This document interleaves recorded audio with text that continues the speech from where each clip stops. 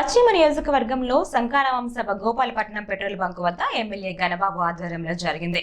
ఈ కార్యక్రమంలో ముఖ్య అతిథిగా తెలుగుదేశం పార్టీ జాతీయ ప్రధాన కార్యదర్శి నారా లోకేష్ పాల్గొన్నారు. ముందుగా గణబాబు నివాసం వద్ద అప్పల నరసింహం ఎక్స్ ఎంపీ విగ్రహాన్ని ఆవిష్కరించారు. అనంతరం ర్యాలీగా శంకరావం సభకు వెళ్లి ఎమ్మెల్యే గణబాబు అధ్యక్షతన సభను ప్రారంభించారు.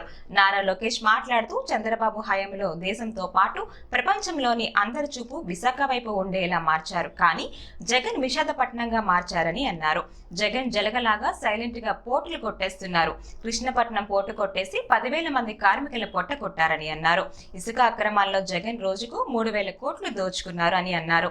కరెంటు ఛార్జీలు 9 సార్లు, ఆర్టీసీ ఛార్జీలు 3 సార్లు పెంచారు. పెట్రోల్, డీజిల్, గ్యాస్, ఇంటి పనులు పెంచారు. మద్యం ధరలు కూడా పెంచి జనాన్ని బాదుతున్నారు. చంద్రబాబు వచ్చాక డ్వాక్రా సంఘాలు ఉచితంగా గ్యాస్ కనెక్షన్లు, అన్నదాత సుఖీభావ, బీమా లాంటి 100 సంక్షేమ పథకాలు తీసుకొచ్చారన్నారు. ప్రజలు పడే కష్టాలు చూసే చంద్రబాబు, పవన్ కళ్యాణ్ సూపర్ 6 పథకాలను ప్రకటించారు.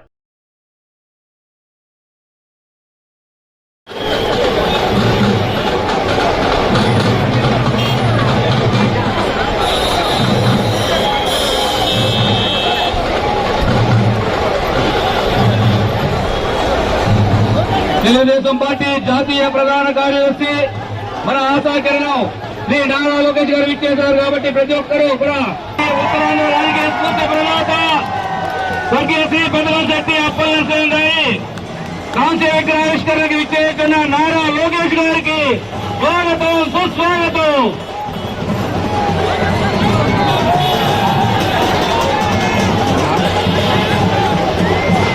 అదే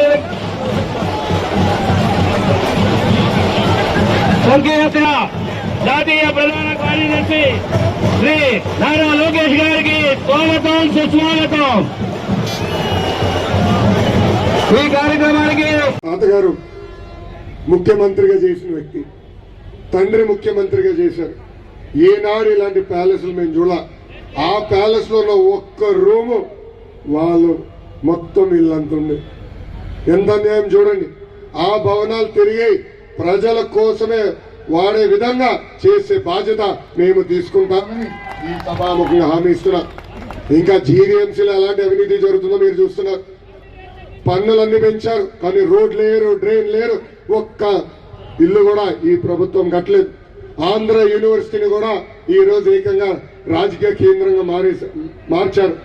అక్కడున్న వైస్ ఛాన్సలర్ ప్రసాద్ రెడ్డి గొప్పతనం ఏంటో తెలుసా? 2019లో ఆంధ్ర యూనివర్సిటీ భారతదేశంలో 29వ స్థానంలో ఉంటే ఇప్పుడు అదే ఆంధ్ర యూనివర్సిటీని 76వ స్థానాలకు తీసుకెళ్లాడు. చెయ్యని తప్పు లేదు అక్కడ. ఆ ప్రసాద్ రెడ్డికి నేను చెప్తున్నా, బీ కేర్ఫుల్ బ్రదర్, నీ పేరు ఎర్ర బుక్ లో ఉంది.